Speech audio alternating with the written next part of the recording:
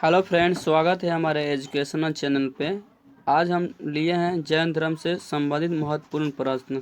इससे पहले मैंने 2 वीडियो में जैन धर्म को पढ़ा दिए हैं। अगर यदि आप वो नहीं देखे हैं तो आप वो जाकर पहले देख लें। मैं डिस्क्रिप्शन में उसका लिंक दे रखा हूँ। जैन धर्म का विकास के बारे में जानते हैं। देखिए, जैन धर्म का विकास कैसे हुआ। देखिए, 6ठी शताब्दी ईसा पूर्व में जैन धर्म का विकास हुआ था। याद रखिए कि जैन धर्म किस शताब्दी में हुआ था, तो 6ठी शताब्दी ईसा पूर्व में हुआ था। और देखिए, जो भी मैं प्रश्न लिया हूँ इम्पोर्टेंट प्रश्न है, एग्जाम में पूछा हुआ है, इसलिए आप वीडियो को लास्ट तक जरूर देखिए। पहला क्वेश्चन है, जैन धर्म के संस्थापक कौन थे। ऑप्शन ए में दिया है महावीर, ऑप्शन बी में दिया है ऋषभदेव, ऑप्शन डी में दिया है, सी में दिया है गौतम बुद्ध, और ऑप्शन डी में दिया है प्रश्न। तो देखिए, जो जैन धर्म के संस्थापक थे वो ऋषभदेव थे। तो याद रखिएगा कि जैन धर्म के संस्थापक कौन थे, तो ऋषभदेव थे। इसका राइट आंसर हो जाएगा बी। और देखिए, गौतम जो बुद्ध थे वो बौद्ध धर्म के संस्थापक थे। यहाँ से आप 2 प्रश्न याद कर लीजिएगा। चलिए, अगला क्वेश्चन है कि जैन धर्म के प्रथम तीर्थंकर कौन थे। देखिए, जैन धर्म में कुल 24 तीर्थंकर हुए, जिसमें से प्रथम तीर्थंकर ऋषभदेव थे। तो याद रखिएगा, जैन धर्म के प्रथम तीर्थंकर कौन थे, तो ऋषभदेव थे।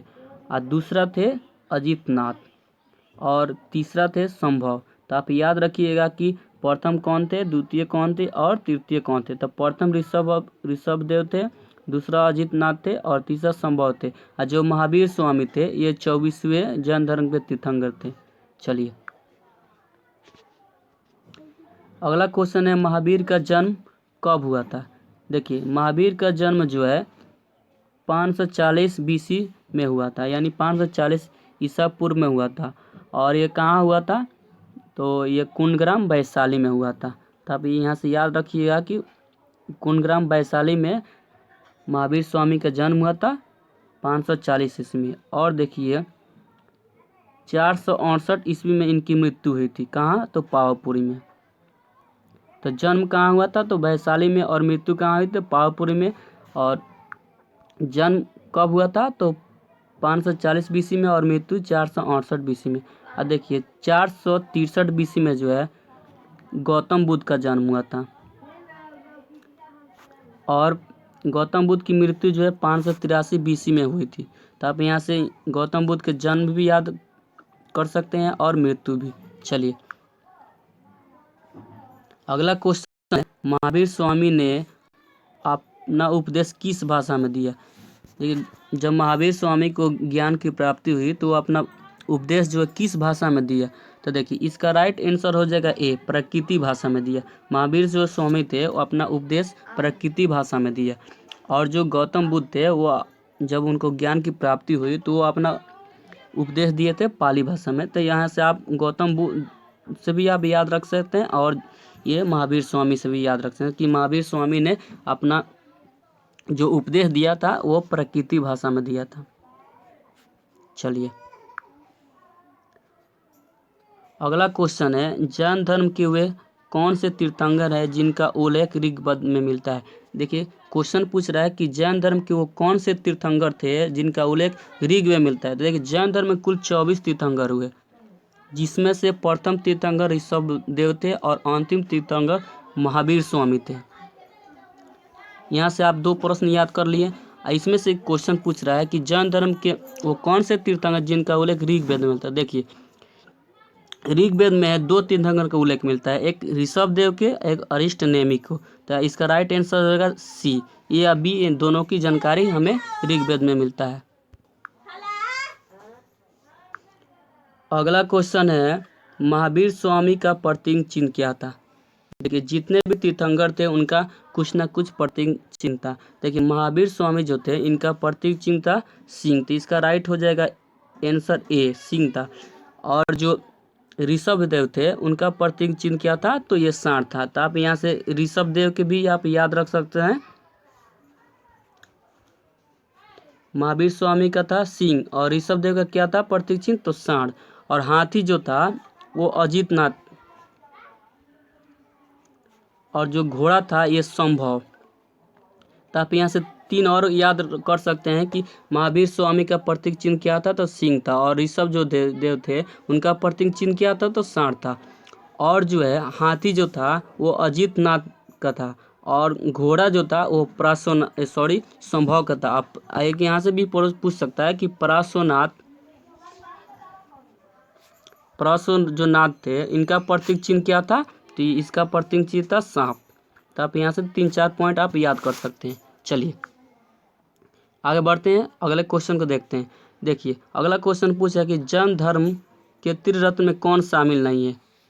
तो देखिए पहले ये जान लेते हैं कि जैन धर्म में त्रिरत्न जो है वो उसमें से कौन कौन है। तो देखिए जैन धर्म में जो है सम्यक दर्शन भी है और सम्यक ज्ञान भी है और सम्यक आचरण भी है। ये तीनों जैन धर्म में है, लेकिन धम्म नहीं है। धम्म जो है यह किस धर्म में है, तो बौद्ध धर्म में है। तो यहाँ बौद्ध धर्म में धम्म है और जैन धर्म में क्या क्या है, तो सम्यक ज्ञान, सम्यक दर्शन और सम्यक आचरण। तो इसका राइट आंसर हो जाएगा डी। ठीक है, कौन शामिल नहीं है, तो ये धम्म जो शामिल नहीं है, शामिल ये तीनों है। ठीक है, चलिए आगे बढ़ते हैं। देखिए ये 66 बीपीएससी में क्वेश्चन ये आया हुआ है। तो आप यहाँ से उठाकर जो 2020 में एग्जाम हुआ है यहाँ ऐसे आप एग्जाम में देख सकते हैं क्वेश्चन पेपर लेकर। चलिए आगे बढ़ते हैं।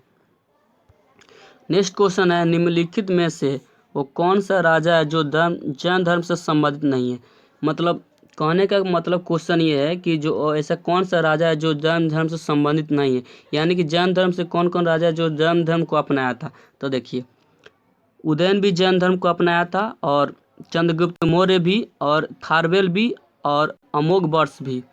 देखिए वर्षा लिखा गया, अमोघ वर्ष आप लिखिएगा। ठीक है, तो ये सभी, तो इसका राइट आंसर हो जाएगा ई। ठीक है, सॉरी दोस्त मैं बता रहा हूँ कि कौन संबंधित नहीं है। तो देखिए सारा संबंधित है, उदयन भी संबंधित है, चंद्रगुप्त मौर्य भी, खारवेल भी और अमोघ वर्ष भी। तो इसका राइट आंसर इनमें से कोई नहीं होगा।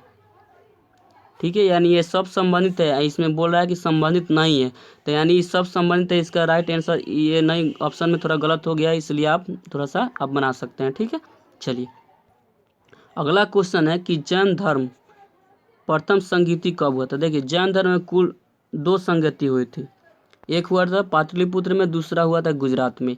जो प्रथम संगीति हुई थी वो पाटलिपुत्र में हुई थी। कब हुई थी, तो ये लगभग 300 BC में हुआ था। ठीक है, तो आप याद रखिएगा कि जैन धर्म की प्रथम संगीति जो है पाटलिपुत्र में हुई थी। कब हुई थी, 300 BC। इसकी अध्यक्षता स्थूलभद्र ने किया था। तो यहाँ से भी एक प्रश्न पूछ सकता है कि जैन धर्म की प्रथम संगीति की अध्यक्षता किसने की, तो स्थूलभद्र ने की थी। और दूसरा जो होता है वो गुजरात में हुआ था। यहाँ से आप 2 प्रश्न आ जाएगा। चलिए अगला क्वेश्चन है महावीर की मृत्यु के बाद जैन धर्म कितने भागों में बंट गया। देखिए जब महावीर की मृत्यु हो गई तो लगभग महावीर की मृत्यु के बाद 300 वर्ष बाद में क्या हुआ कि मगध में अकाल पड़ गया। मगध में अकाल पड़ने के कारण जो है भद्रबाहु जो है मगध छोड़कर कर्नाटक चले गए। और जब वो कर्नाटक से आए 12 वर्ष के बाद आए तो देख रहे हैं कि स्थूलभद्र के नेतृत्व में यहाँ का जो महावीर द्वारा बताए गए उपदेशों का मतलब उल्टा काम कर रहे हैं। तो इसलिए यह 2 भागों में बट गया, एक था श्वेतांबर, एक दिगंबर। श्वेतांबर उसे कहा जाता है, श्वेतांबर जो सफ़ेद वस्त्र पहनते थे, और दिगंबर उसको कहा जाता था, दिगंबर उसको कहा जाता जो नग्न रहना पसंद करते हैं। तो श्वेतांबर जो था स्थूलभद्र के नेतृत्व में था और दिगंबर तो था किसके नेतृत्व में था, तो भद्रबाहु के नेतृत्व में। यहाँ से आप 2-3 पॉइंट आप याद रखिएगा। चलिए आई होप कि ये जैन धर्म से जितने भी इम्पोर्टेंट प्रश्न था हम आपको बताए, इसमें किस तरह का कोई अगर हो गया हो तो इसके लिए आई एम सॉरी। जय हिंद।